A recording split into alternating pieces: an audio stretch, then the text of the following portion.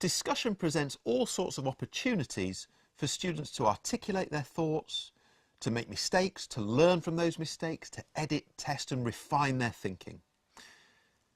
Really good questions tend to promote really good discussion.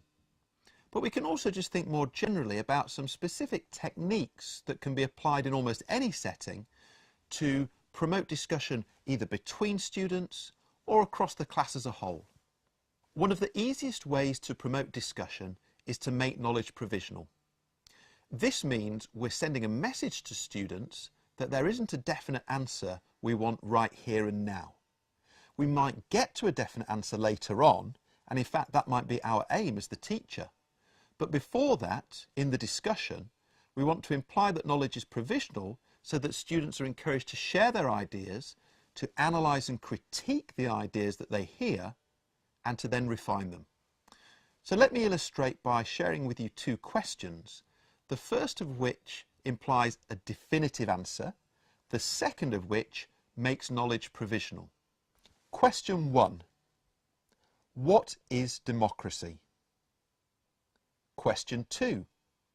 What might democracy be?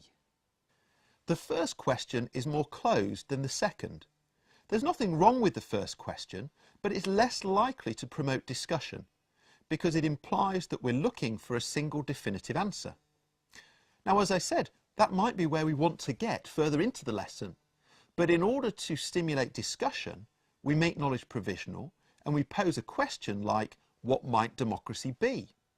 And immediately it's inviting a wider range of responses, and it's implying that part of our goal here is actually to engage in the process of thinking, analysing, reflecting, refining, evaluating, before we come up with a final answer. Another technique we can use to promote discussion is to ask a series of questions that go from very general to highly specific. Again, let me illustrate this for you by sharing some exemplar questions. Question 1. What do you think about animal testing? Question 2.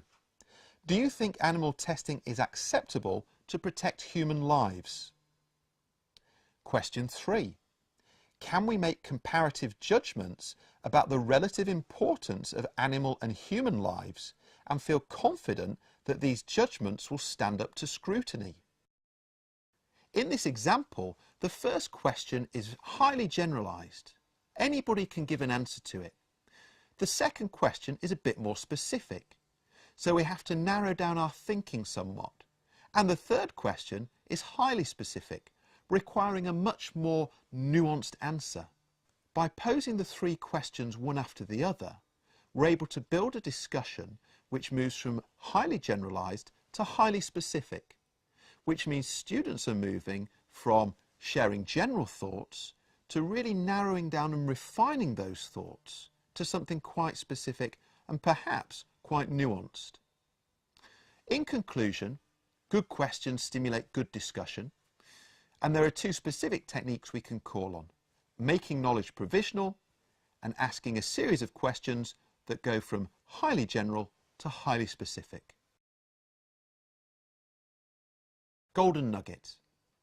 Using questions to promote discussion means thinking carefully about the kind of responses your questions are likely to engender.